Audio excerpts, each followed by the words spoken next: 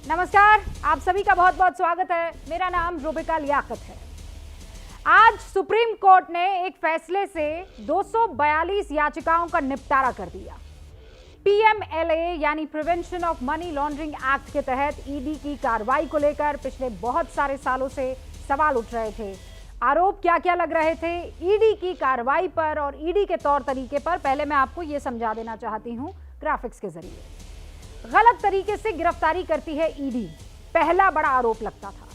Police या CBI की तरफ से जो केसेस दर्ज होते हैं, पीएमएलए का केस दर्ज कर लेती है ईडी, दूसरा बड़ा आरोप। आरोपी को समन भेजकर बयान दर्ज करती है ईडी, चौथा बड़ा आरोप। आरोपी की संपत्ति जब्त कर लेती है ईडी, शुरुआती दौर में छापे मारती है।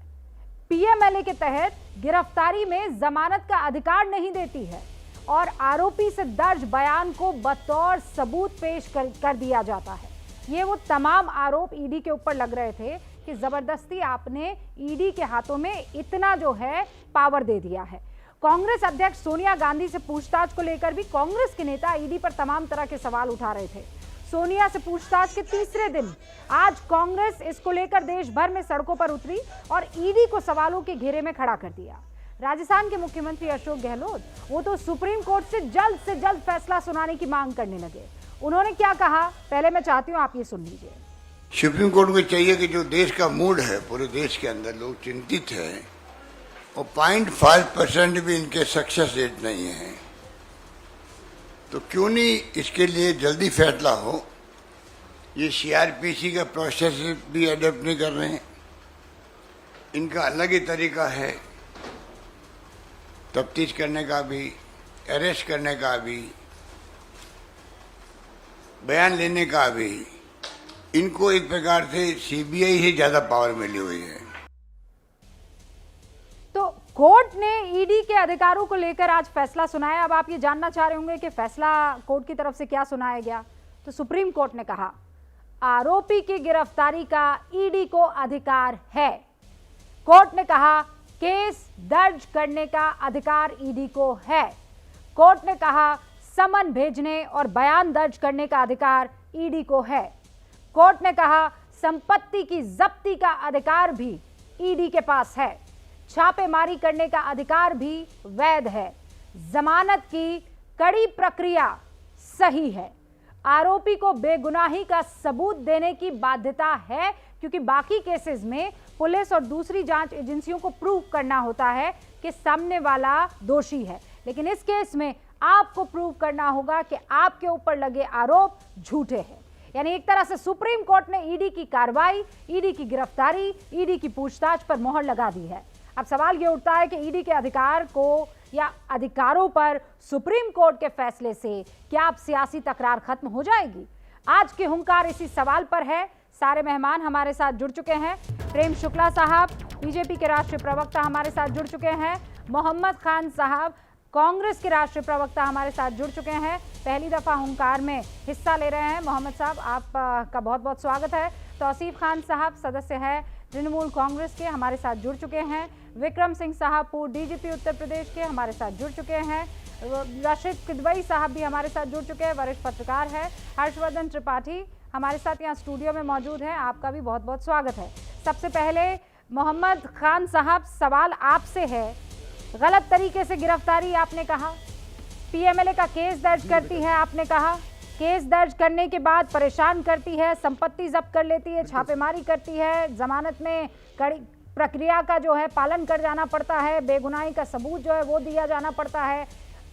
खुद अशोक गहलोत ये कह रहे थे कि टॉर्चर करके रख दिया है ईडी ने, लेकिन सुप्रीम कोर्ट कह रही है ईडी सही है। नाउ व्हाट, अब क्या?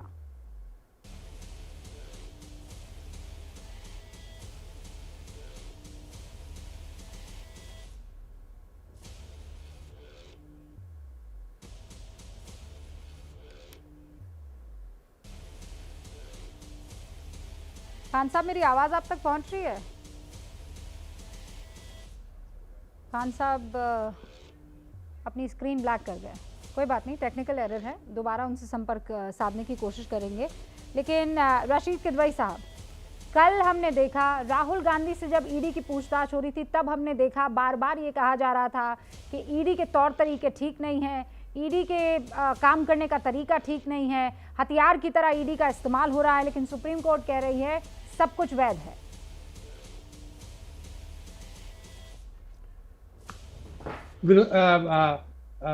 रूबिका, इसमें कोई मुझे विरोधाभास नहीं नजर आता। सुप्रीम कोर्ट की जो टिप्पणी है, सुप्रीम कोर्ट का जो निर्णय है वो न्याय संगत है। पॉइंट ऑफ लॉ के ऊपर उन्होंने उस कानून के अंदर जो तमाम प्रोविजंस हैं उसको जस्टिफाई किया है।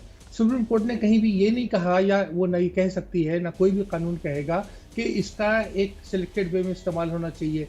ना कोई ये कभी कह सकता है न्याय की दृष्टि से कि 5000 से ज्यादा लोग, जो सरकार ने खुद माना है पार्लियामेंट में एक प्रश्न के, प्रियंका चतुर्वेदी के प्रश्न के उत्तर में, कि 5000 से ज्यादा केस आए और उसमें 23 लोगों को ही सिर्फ सजा हुई। देखिए, मुलजिम और मुजरिम में जमीन आसमान का फर्क होता है। न्याय सभ्य समाज में जरूरी होता है कि अगर पुलिस या कोई भी एजेंसी किसी के ऊपर किसी भी अपराध के उसमें उसको लिप्त पाती है या दोषी समझती है, तो उसको उसकी सजा मिले या वो उस सजा का दोषी पाया जाए। लेकिन अगर नहीं है आपने तो ये जो बातें वो तो टेक्निकली आप सही कह रहे हैं, लेकिन जो तरीका इख्तियार किया जा रहा था विपक्ष की तरफ से और जो कहा जा रहा था, और ये वही विपक्ष है जब सत्ता में थे तो जो तगड़े कानून अभी ईडी और पीएमएलए के तहत है उन्होंने ही लाए थे, पी चिदम्बरम खुद लेकर आए थे। और आज की तारीख में क्योंकि उन पर कार्रवाई हो रही है, गलत हो जाता है कि कहां तक सही है। ये हैं शर्मा जी, जो रात का खाना और देश दुनिया की सुर्खियां दोनों लेते हैं सुमित अवस्थी के साथ। अब ये हैं इनके पड़ोसी बनर्जी साहब। मिष्टी दोई खाते खाते पूरा बंगाल जान लेते हैं सुमन दे के साथ। इनकी तरह आप भी देखें अपने फेवरेट न्यूज एंकर को एक ही ऐप पर, और डाउनलोड कीजिए एबीपी लाइव ऐप अपने स्मार्ट टीवी पर।